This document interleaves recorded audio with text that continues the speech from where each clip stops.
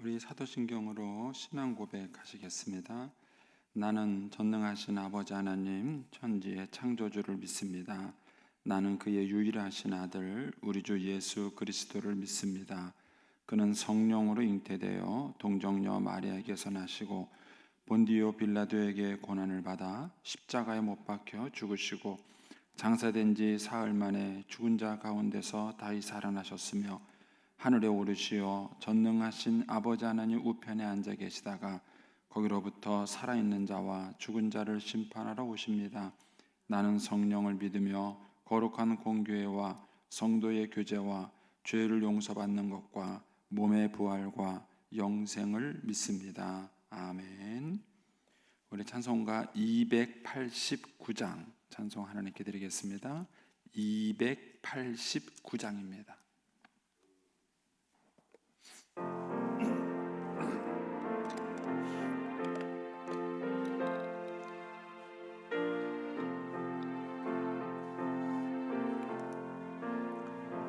주 예수 내 맘에 들어와 계신 후 변하여 새 사람 되고 내가 늘 바라던 참빛을 찾음도 주 예수 내 맘에 오시 주 예수 내 맘에 오시 주 예수 내 맘에 오시 물밀듯 내 맘에 기쁨이 넘치무 주 예수 내 맘에 오시 주 예수 내 맘에 들어와 계신 후 망령된 행실을 끊고 머리털보다도 더 많던 내 죄가 눈보다 더 이어졌네 주 예수 내 맘에 오시 주 예수 내 맘에 오시 물밀듯 내 맘에 기쁨이 넘치무 주 예수 내 맘에 오시 내 맘에 소망을 든든히 가지무 주 예수 내 맘에 오시 의심의 구름이 사라져 버림도 주 예수 내 맘에 오시 주 예수 내 맘에 오시 주 예수 내 맘에 오시 물밀듯 내 맘에 기쁨이 넘치무 주 예수 내 맘에 오시 사망의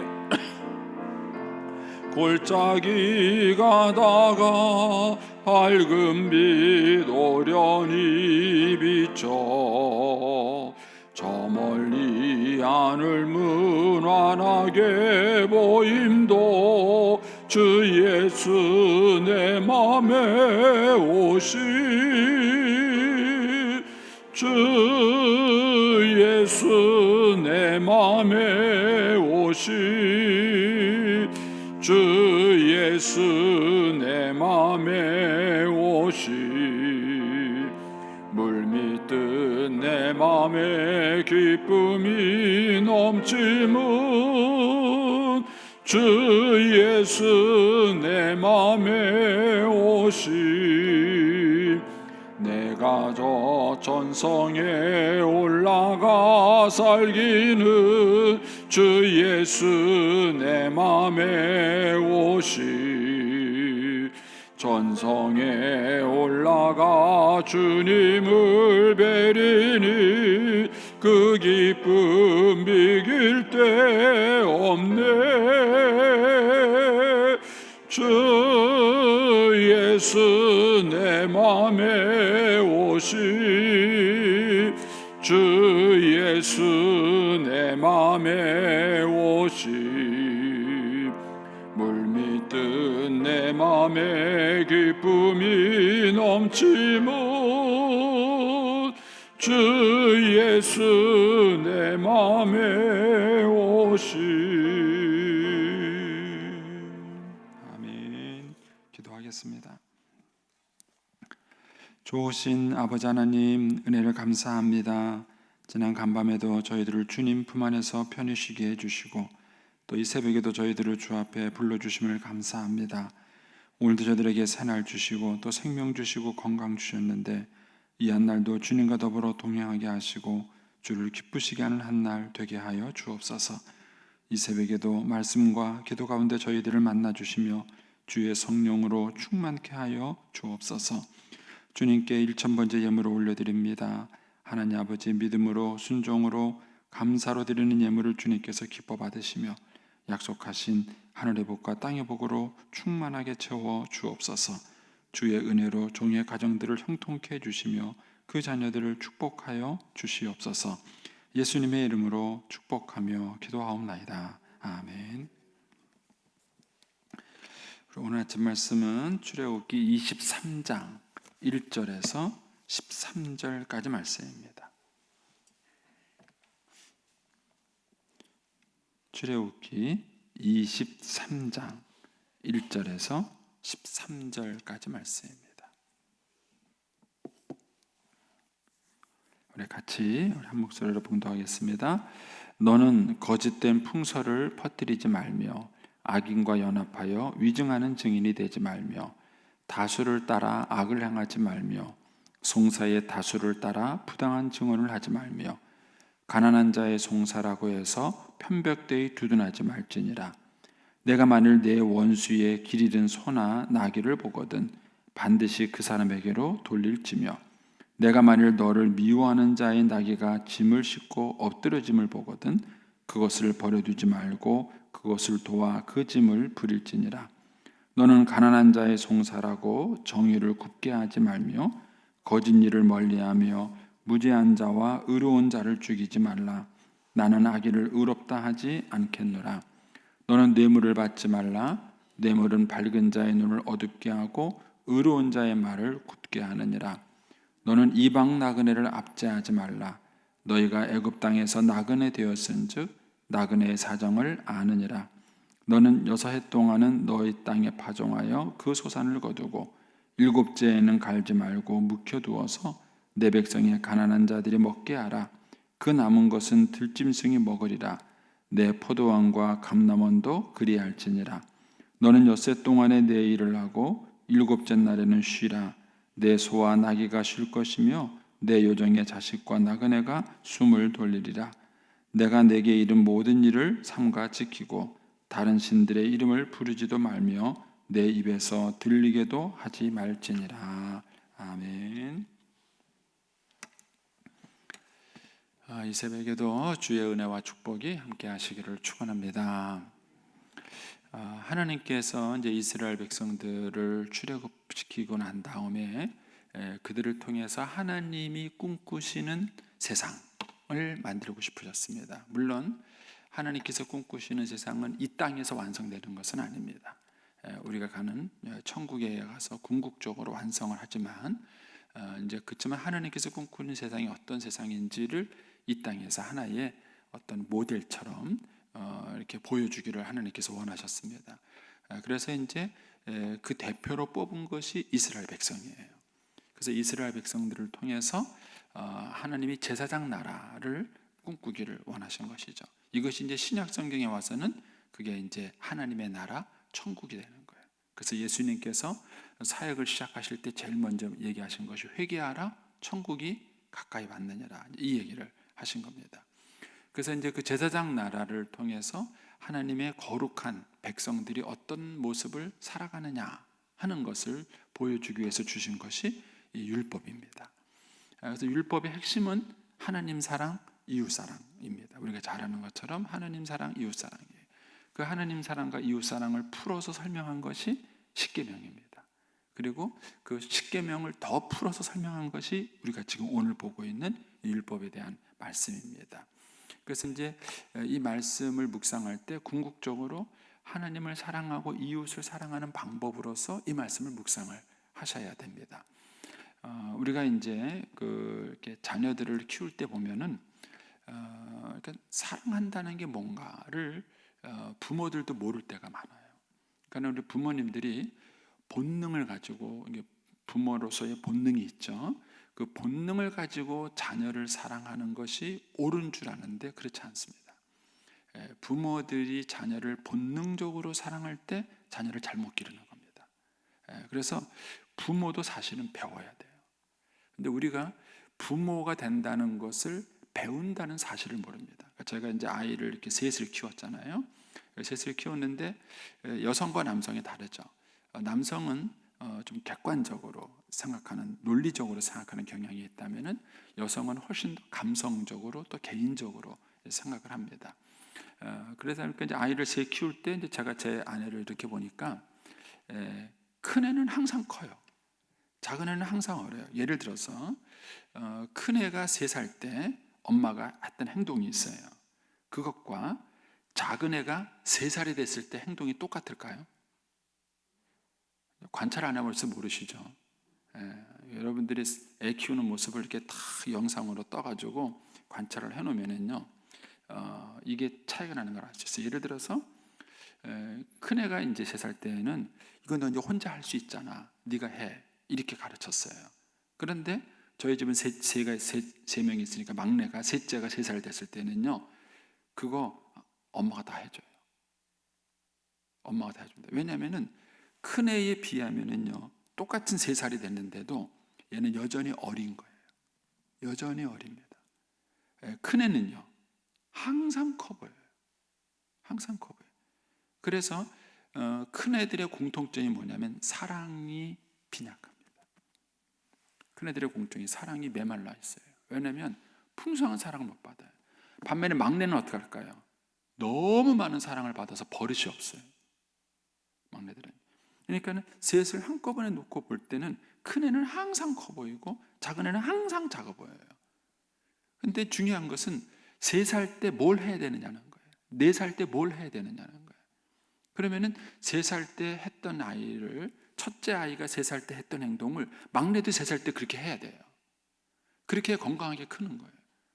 그런데 그렇게 보는 객관적 시각이 없습니다. 부모님께 없어요. 그래서 어느 집에를 가든지 간에 거의 예외 없이 큰 애들은요, 사랑이 없어요. 사랑이 굶주려 있어요. 작은 애들은요, 막내들은요, 사랑이 넘칩니다. 그래서 애교가 큰 애가 많을까요? 작은 애가 많을까요? 왜 그런지 생각해 보셨어요? 네?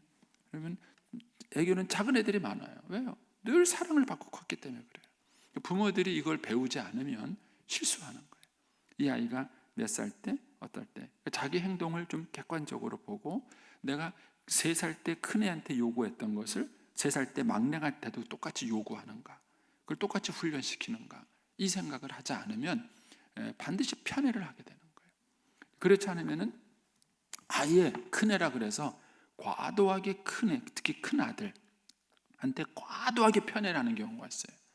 근데 이런 경우는 또 반면에 큰 아들이 버릇이 없어요. 왜? 모든 걸 다 자기가 항상 1등으로 먹고 1등으로 하고 1등으로 대접받던 그 습관이 탁 몸에 배가지고요, 맞은데도 불구하고 맞이 역할을 제대로 못하는 거예요. 굉장히 버릇이 없이 크는 경우입니다. 그러니까 부모들이 절대적으로 본능적으로 사랑해서는 자녀 교육에 실패합니다. 부모의 사랑은 절대로 객관적이지 않습니다. 그러니까 반드시 부모도 배워야 합니다. 부모도 배워야 되고 부모도 훈련받아야 합니다. 그런데 우리는 부모가 배운다는 생각은 안 해요. 부모가 배운다는 생각은 안 하고 자녀가 배워야 된다는 생각하고, 부모는 자녀들에게 가르친다고만 생각하는 겁니다. 이것이 자녀 교육에, 자녀를 성장시키는 관계에 있어서 수많은 오류를 가져오는 것입니다. 제가 언젠가 말씀을 드렸지만, 제가 이제 유치원을 하면서도 사실 유치원 아이들도 아이들이지만 저의 관심은 유치원에 아이를 보내는 엄마 아빠한테 관심이 저는 있습니다. 유치원의 문제는 엄마 아빠 문제입니다. 거의 엄마 아빠 문제입니다. 그러니까 이것들을 어떤 방법으로 해결해 갈 것인가 하는 것입니다. 학교에서도 마찬가지입니다. 선생님들은 아이들만 가르친다고 생각하는데 저는 반대입니다. 선생님들은 아이들만 가르쳐서는 안 됩니다. 선생님들은 학부모를 가르칠 수 있어야 합니다. 그런데 우리는 선생님들이 아이들만 가르치는 거예요. 요즘은 그게 더 나빠져가지고 뭐예요? 공부만 가르치는 거예요. 학교가 공부만 하는 데입니까? 그럼 학원을 보내야죠. 왜 학교를 보냅니까? 그러니까는 이런 개념들을 지금 많이 바꿔야 될 것들이 많이 있죠. 제가 이제 왜 이 말씀을 서두에 드리느냐 하면은 사랑한다는 게 뭐냐? 이웃 사랑한다는 게 뭐죠? 사랑도 배워야 돼요. 부모도 배워야 되듯이 사랑도 배워야 합니다. 그런데 저도 이제 교회에서 신앙생활하면서 하나님 사랑해라, 이웃 사랑해라 이 얘기는 수도 없이 들었어요. 그래서 그렇게 해야 되는지를 알아요. 근데 문제는 어떻게 하는 것이죠. 어떻게 하는 게 이웃을 사랑하는 겁니까? 어떻게 하는 게 하나님을 사랑하는 겁니까? 지금 여러분들은 이웃을 사랑하고 있습니까? 만일 네라고 답변했다면 여러분들이 이웃을 사랑한다는 증거가 뭡니까? 네라고 말한 증거가 뭡니까? 고아원을 도와주는 겁니까? 양로원을 도와주는, 여러분 성경에 그런 얘기 없어요. 우리는 굉장히 이 누군가를 도와준다는 것, 사랑한다는 것에 대해서 굉장히 착각을 하고 있는 겁니다. 그런 면에서 오늘 이 계명의 말씀을 심사숙고해야 돼요. 대표적인 케이스가 우리가 산상수훈에서 배운 것처럼 살인하지 말라. 서기관과 바리새인들은 우리 살인 안 하고 있습니다. 다 지키고 있습니다. 이렇게 생각을 하고 있는 거예요. 근데 예수님은 뭐라 그러셨냐면 네가 형제를 라가라 하고 저거를 미워하고 있다면 너 살인한 거야. 이렇게 말을 하신 거예요. 그러니까 이웃을 사랑한다는 게 뭔가 하는 이런 부분에 대해서 우리가 이 계명을 가지고 다시 심사숙고하셔야 되는 겁니다. 이제 그런 관점에서 이제 오늘 보시면은요. 이제 1절에 이렇게 되어 있습니다. 너는 거짓된 풍설을 퍼뜨리지 말며 악인과 연합하여 위증하는 증인이 되지 말라. 여러분 이웃을 사랑한다는 얘기는요. 그 이웃에 대해서 거짓말하지 않는 거예요. 특별히 무엇인가를 판단하는 증언석에 섰을 때에 거짓말하지 않는 겁니다. 지금 우리나라 문제는 뭡니까? 우리나라 문제는 온통 거짓말이 문제가 아닙니까? 무슨 청문회를 해도 거짓말, 무슨 검찰에서도 발표해도 거짓말, 거짓말이니까 우리는 근본적으로 못 믿는 거예요. 진실을 얘기해도 못 믿는 거예요. 이런 풍토를 나라가 만들어놨어요. 이거는 정말 잘못한 겁니다. 지도자들이. 그러니까는 이 이웃을 사랑한다는 얘기냐, 무슨 그 사람에 대해서 거짓된 풍설을 퍼뜨리지 않는 거예요. 그렇다면 교회 안에서도요 확인되지 않은 사실을 얘기하시면 안 돼요. 누가 무슨 말을 들었으면 어느 집사가 그렇다더라, 누가 그렇다더라 하고 소문이 막 돌아요. 여러분들도 다 당해보셨죠? 우리 교회에 계신 분들은 다 가해자고 다 피해자입니다. 그거 아세요? 다 가해자고 다 피해자예요. 그러니까는 교회에서 무슨 말이 나왔다 그러면은 제대로 확인해 보지도 않고 얘기도 들어보지도 않고 그 다음에 그 들은 얘기만 가지고 또 전달해요. 들은 얘기만 가지고 또 전달해요. 그러니까 나중에는 거짓말이 되는 거예요. 본인은 거짓말할 의사가 없었다 할지라도 나중에는 이게 거짓말이 돼버리는 거예요.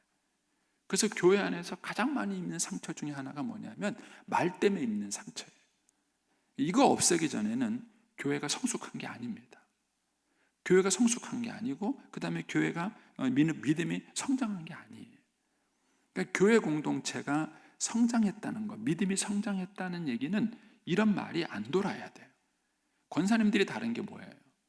권사님들이 누가 와서 그런 말 하면은 당신 그거 확인해 봤어?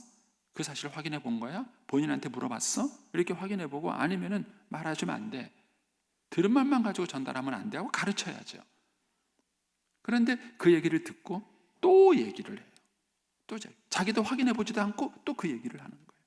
이것이 계속 말이 부풀려지게 되는 것입니다. 이것은 이웃 사랑하는 게 아닙니다. 여러분 식당 봉사하려고 하지 마시고 이런 진실된 말을 하는 훈련을 하세요. 그게 이웃을 사랑하는 거예요. 주님이 얘기해요. 거짓된 풍설을 퍼뜨리지 말고 악인과 연합하여 위증하는 증인이 되지 말라. 여러분, 위증하는 증인은 정말 잘못돼요. 우리나라에서도 이게 계속 문제가 되는 거예요. 그래서 문제됩니다. 그 다음에 2절에 가면 다수를 따라 행하지 말며 송사의 다수를 따라 부당한 증언을 하지 말라. 역시 이제 계속 거짓말에 대한 얘기를 하는데, 사람들이 거짓말하는 경우가 어떤 경우느냐, 1절에서는 악인과 연합할 때, 그러니까 부당한 이득을 취하려고 할 때죠. 그리고 2절에 가면 다수를 따라 이렇게 여론전을 피는 거죠. 많은 사람들이 그렇게 말을 하니까 자기도 거기에 같이 이제 연합해서 행동을 하게 되는 것이죠. 어쨌든 저와 여러분은 정직하게 사는 훈련을 하셔야 돼요. 저도 해보니까는요, 안 돼요. 왜냐하면 한국 사람들은요, 하얀 거짓말에 너무 익숙해진 사람들이에요. 한국 문화가. 우리도 어렸을 때부터 그런 게 너무 몸에 배다 보니까는요, 너무 자연스럽게 행동을 하기 때문에 이거를 고치기가 어려워요. 예를 든다면 이게 서양 문화와 동양 문화가 얼마나 다르냐 하면, 예전에 그 미국의 클린턴 대통령인가요? 클린턴 대통령이 그 르윈스키인지 누군지 하여튼 그 백악관 직원을 성추행한 것 때문에 이제 문제가 됐어요. 그런데 우리나라에서는 성추행했다는 게 더 중요한 거예요. 근데 미국에서는 뭐가 중요하면은 성추행한 거는 문제 안 삼아요. 그거를 거짓말했다는 게 더 문제가 되는 거예요. 대통령이 왜 거짓말했냐? 그게 더 문제가 되고 이슈가 된 거예요. 그런데 그 클린턴 대통령이 그 사건이 있을 때 성추행 문제는 문제가 안 된 게 뭐냐면요, 부인이 딱 감쌌어요. 그러니까 문제가 안 되는 거예요. 그런데 거짓말한 거는 계속 문제가 되는 거예요. 거짓말한 것이.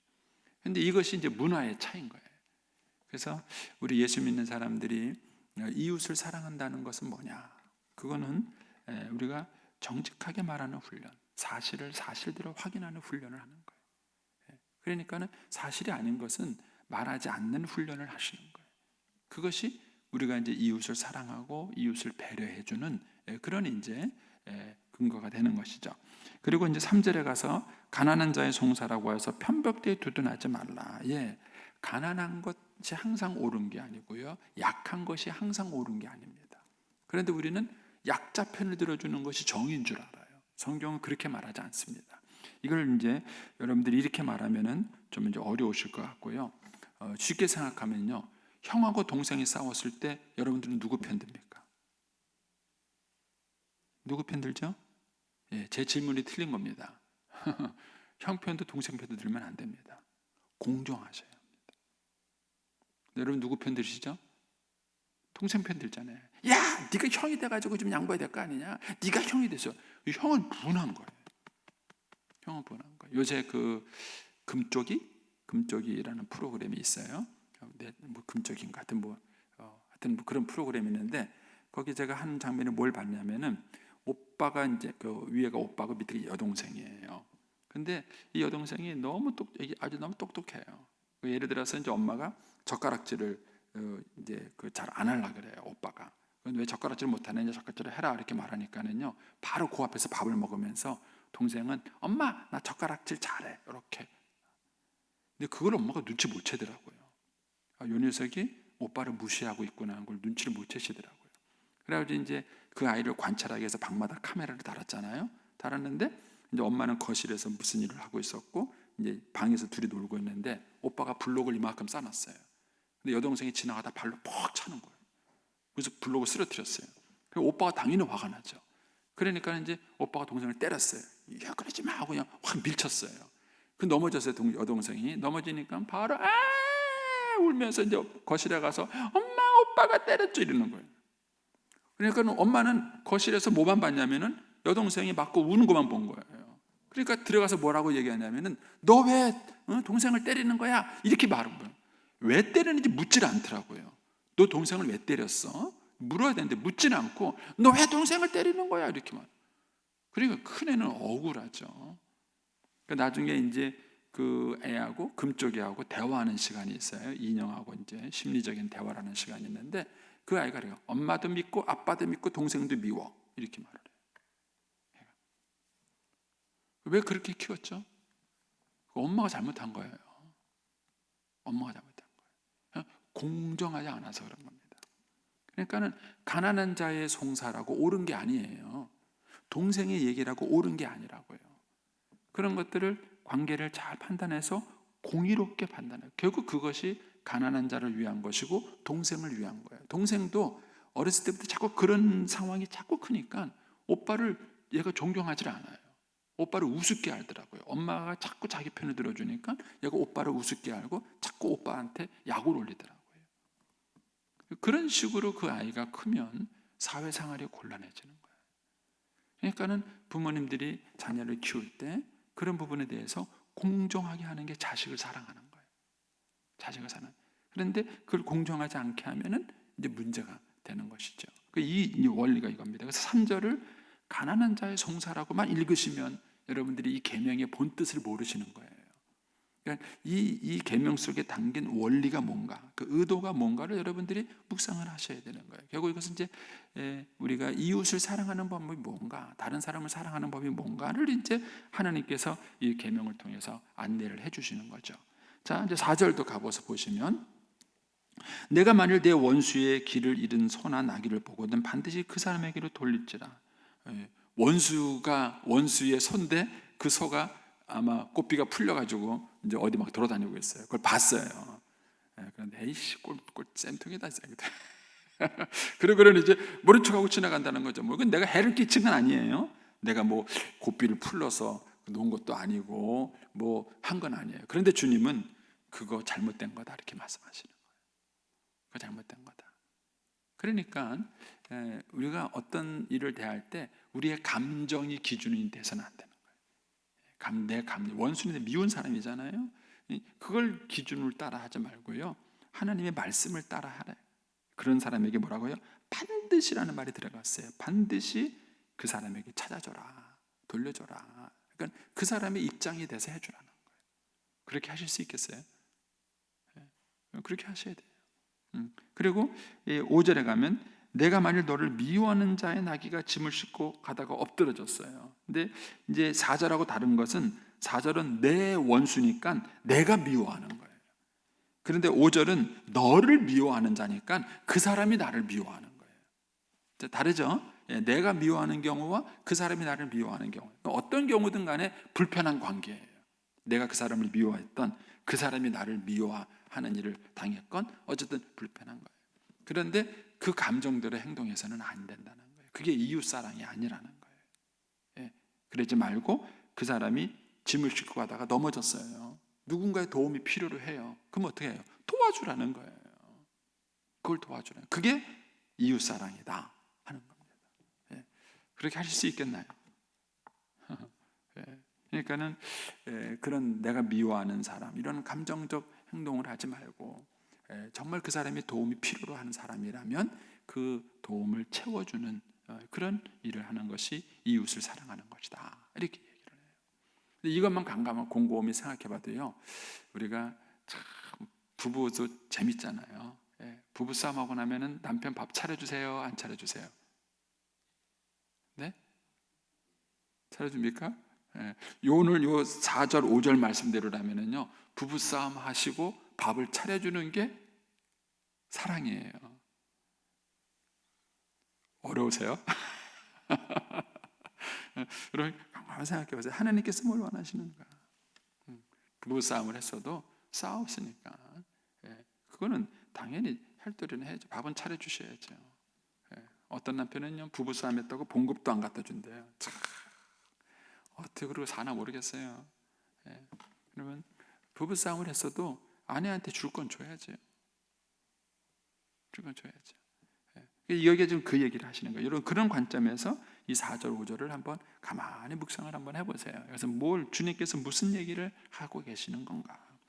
그 다음에 또 6절에 또 가난한 자 얘기가 나오죠. 너는 가난한 자의 송사라서 정의를 굳게 하지 말라. 송사, 재판의 가장 중요성은요, 공의롭게 재판하는 거예요. 정의롭게 재판하는 거예요. 근데 우리나라는 지금 이것마저 흔들리고 있잖아요. 참 갑갑합니다. 정의, 재판의 가장 중요한 것은 정의인 것이죠.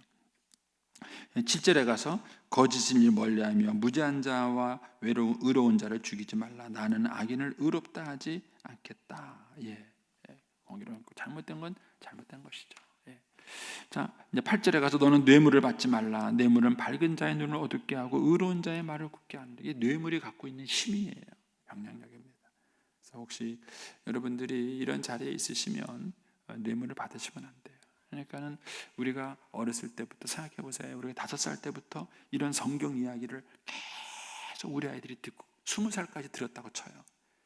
5살부터 20살까지 우리 아이들이 이런 성경 이야기를 계속 듣고 이런 아이가 우리나라의 재판장이 됐다고 생각해 보십시오. 그러면 얼마나 멋진 재판장이 되겠습니까? 얼마나 멋진 재판장이 되겠습니까? 그래서 우리 아이들에게 성경을 가르쳐야 돼요. 성경을 가르치고 이런 성경적 사고와 훈련이 이게 잘 될 큰 아이들이 결국은 지도자가 돼야 이걸 바르게 일을 하는 것이죠. 9절에 가면 너는 이방 나그네를 압제하지 말라. 너희가 애굽 땅에 나그네 되었은즉 나그네 사정을 한다. 힘없고 능력 없는 사람, 이런 이방 나그네에 대해서도 공의롭게 행동을 해야 돼. 공정하게 행동을 해야 되는 것이죠. 자, 그다음에 이제 거기 가면 이제 10절, 11절은 안식년에 대한 얘기고 12절은 안식일에 대한 얘기입니다. 그런데 이 안식년, 안식일을 그동안은 쉰다는 데 관점을 뒀고 율법적인 측면에서만 너무 관점을 두고 설명을 하셨어요. 그런데 이 의도는 뭡니까? 안식일과 안식년을 준 의도가 뭔가를 거기서 한번 보셔요.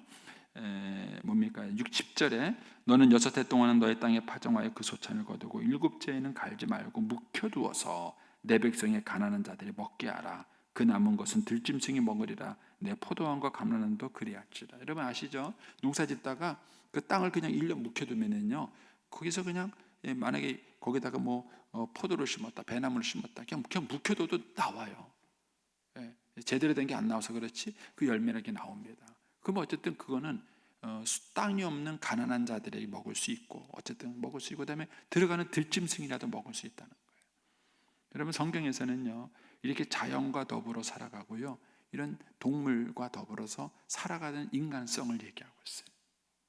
그런데 현대 사람들은요, 이게 너무 착취, 인간 중심적인 착취. 그러다 보니까는 자연을 배려하지도 않고 동물들도 배려하지도 않는 문화를 갖고 있잖아요. 이런 것도 한번 여러분 생각해 보셔야 되고요.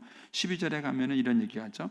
너는 6해 동안 내 일을 하고 7째 날에는 쉬라. 우리가 소위 말하는 안식일, 주일 성수 개념이에요.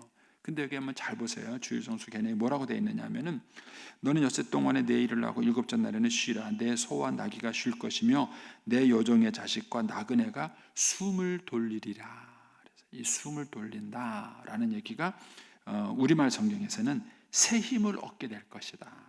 이렇게 하고 영어 성경은 replenish themselves 이렇게 돼 있어요. 그러니까 이게 무슨 얘기냐면요, 안식일은 왜 필요하느냐?